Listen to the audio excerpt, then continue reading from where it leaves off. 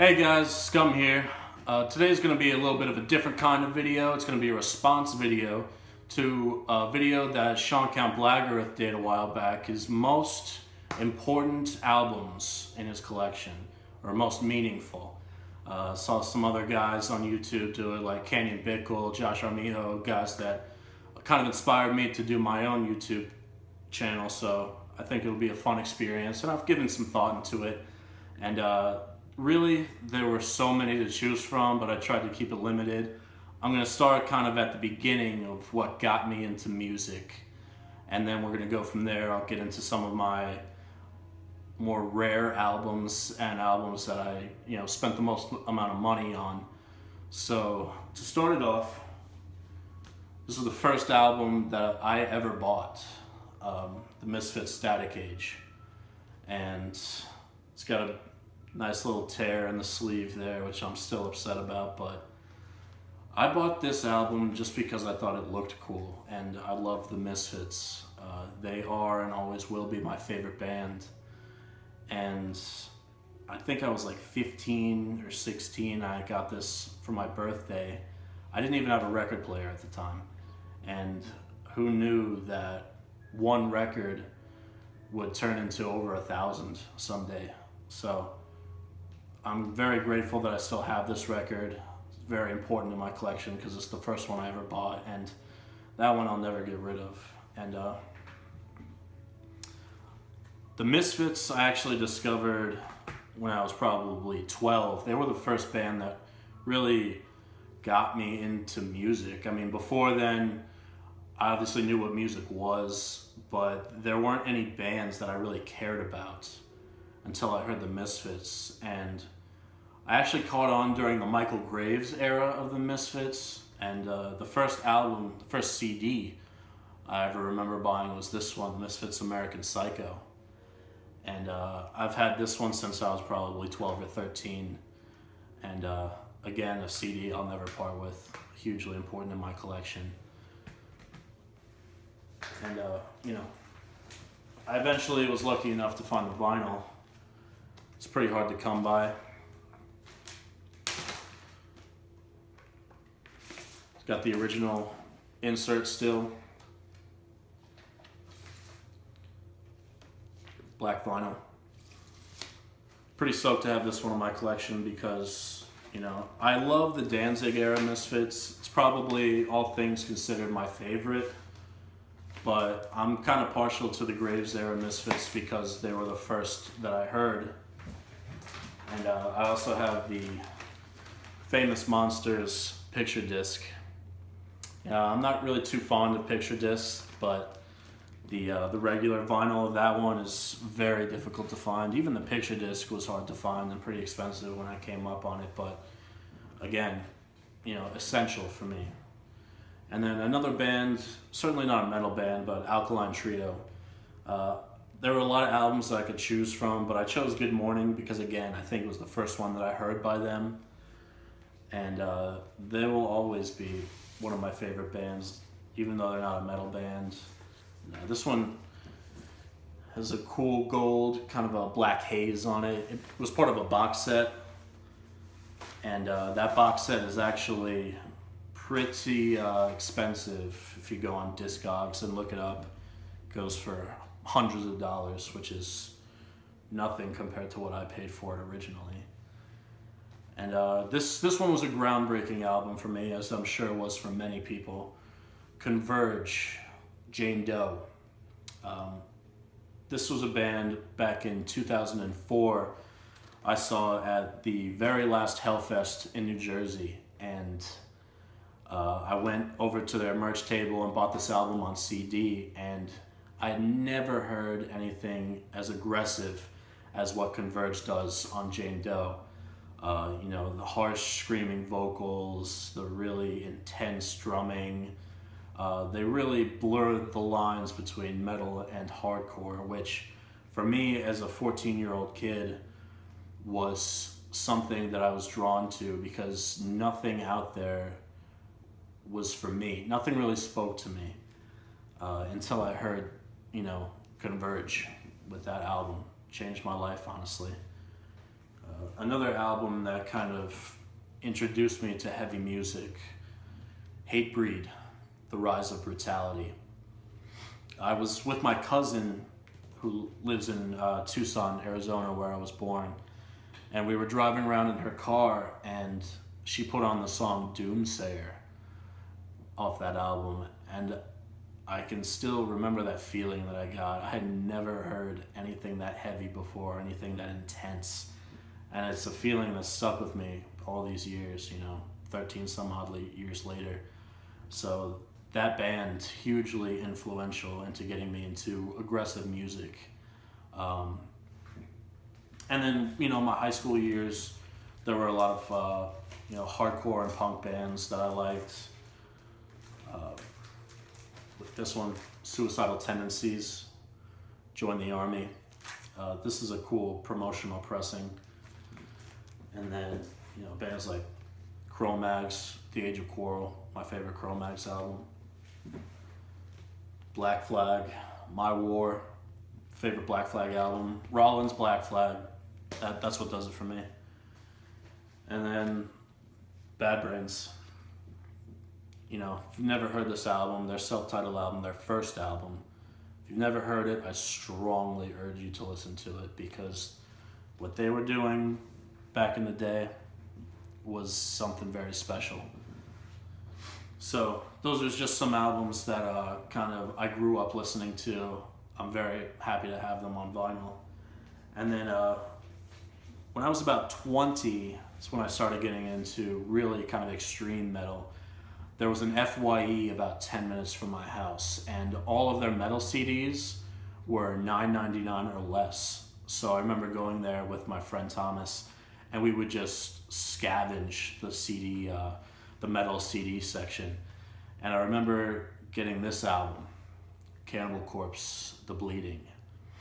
And Cannibal Corpse was a band that I had heard of, but I had never really listened to. And I liked a lot of metal, but when I bought this album, I bought it because the name Cannibal Corpse, I've been into horror movies for, since I was like 8 years old, and it just sounded so much like something I would enjoy. And it turns out that this is one of my favorite albums of all time. Certainly my favorite Cannibal Corpse album, and I'm still searching for the original press. I have this one. This is the reissue that Metalblade just put out this year. I have the Back on Black reissue. I have the Metalblade picture disc, but still searching for that elusive first pressing of The Bleeding. It's probably my most wanted record ever. And then another couple of CDs actually that got me into more extreme metal. This is Pentagram, Relentless, Bobby Liebling, huge unsung hero. The band and Bobby are starting to get more of a following these days, but back in the day, there were few, I suppose you could consider them doom metal now, but there were a few metal bands back when they were around that were doing the kind of dark, evil type of music that they were doing. Black Sabbath obviously was one of them. And then I got that CD, and then this one, Venom, Welcome to Hell, at the same time. I forget how old I was, probably around the same age I got that Cannibal Corpse CD, 20 or 21. And Venom is a band that most people don't consider to be black metal, more kind of a new wave of British heavy metal band. But Venom embodies that kind of evil, almost satanic vibe to them, and that kind of pushed me into a new territory where I was searching for more extreme, and that was definitely a jumping off album for me, Venom's Welcome to Hell. And then an album that probably means more to me than any in my collection is Triptychon with Milana Kazmata. I literally want to be buried with this album. It's my favorite album of 2014 by Longshot. And it came out of a very hard time in my life where I was dealing with depression, even some suicidal thoughts. Sorry if that's too deep for you out there on YouTube, but it's the truth. And I listened to it non-stop, and it just was able to pull me out of that dark place, even though it's kind of a somber album. You know, Tom Warrior is just a man. He creates music beyond just music. The feelings and the emotions that I get from listening to that album literally saved my life. So I'm forever thankful for that album, and I will forever hold it in the most precious spot in my heart. Now we're going to get on to some kind of rare albums. I have a nice Celtic Frost collection. Here's to Megatherion. This one's an original pressing, I believe on Noise Records. Yeah. Noise International. Celtic Frost and Megatherion. Absolutely classic album. Don't really need to go into too much detail on that. And then a couple more Celtic Frost albums. Morbid Tales. This one's an original Metalblade pressing, US pressing.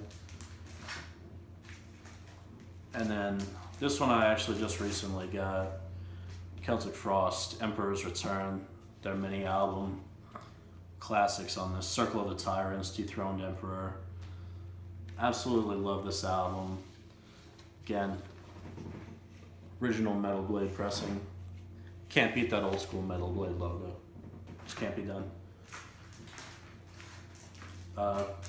This one I found at my local record store, Vintage Vinyl. Sometimes people bring in records to sell, and then if they're valuable, they put them up on the wall, and I snatch them right up. King Diamond's Fatal Portrait.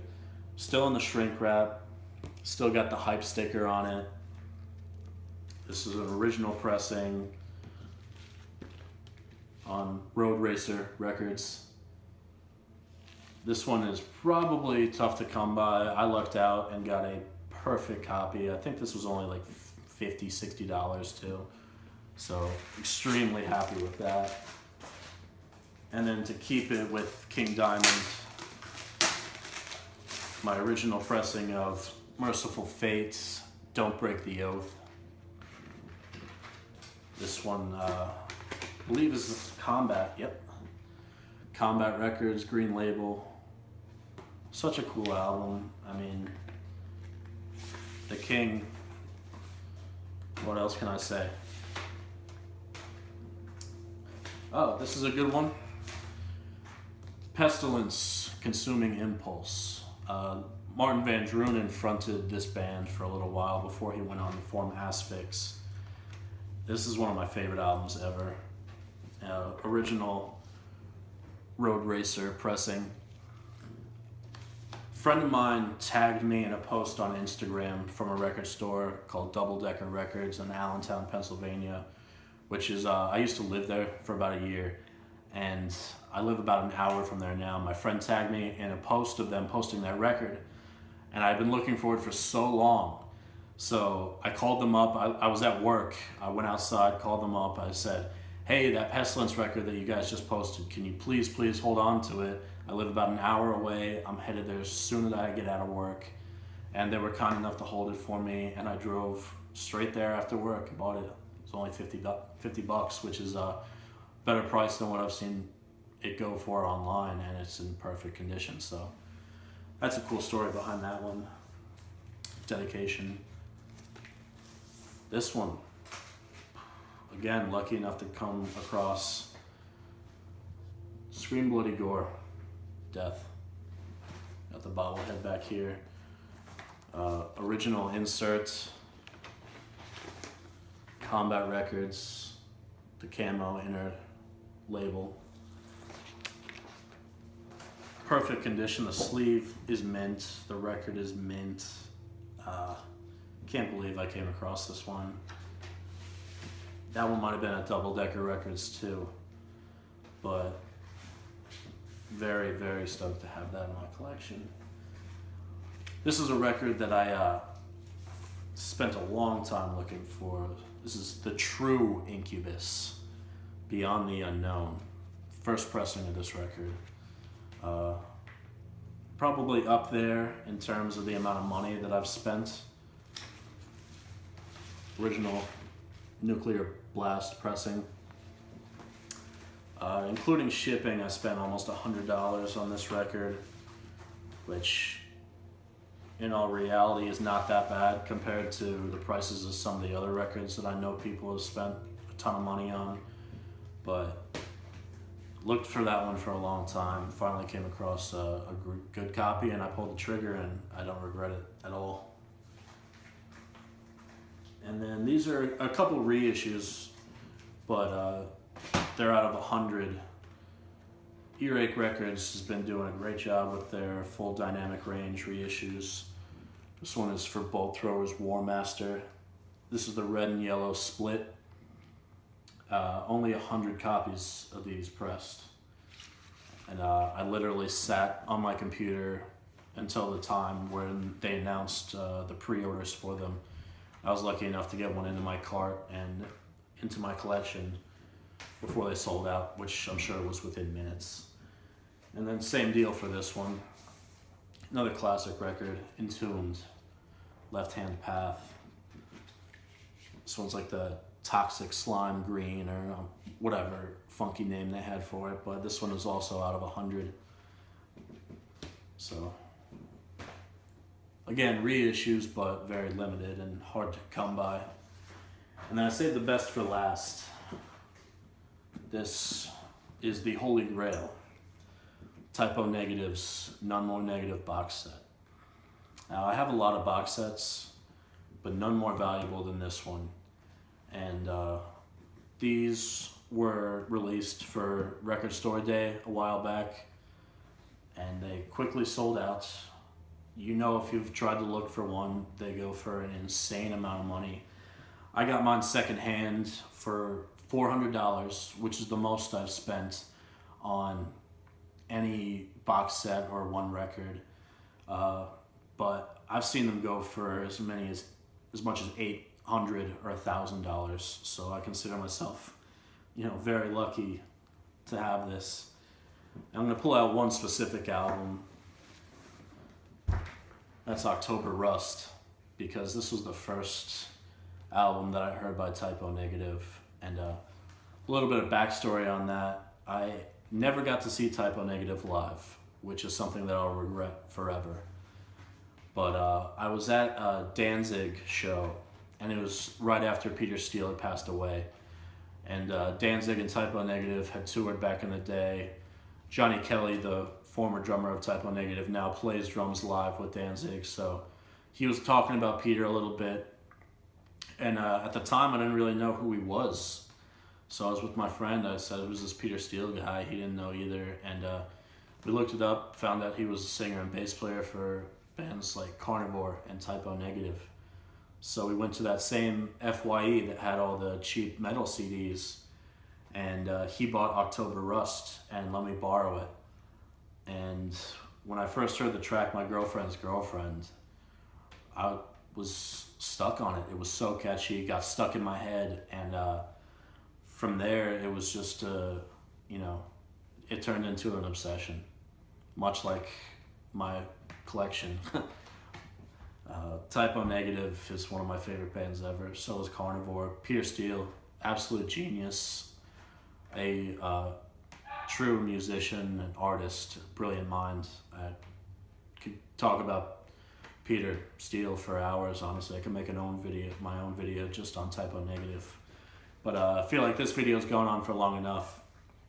Like I said, there were so many records for me to choose from in my collection, so many CDs, so many memories. But those are some records that are very, very meaningful to me. Part of the reason why I collect records. Nothing beats holding that record in your hand, especially one that you've been searching for, pining for so long, and now it's yours.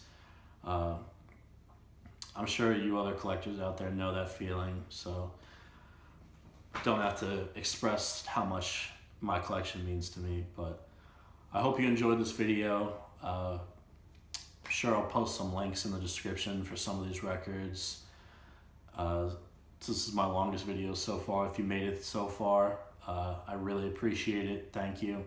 Everyone who's sent me positive support, you know, positive comments, I really appreciate it. So thank you so much for watching, and I'll catch you next time.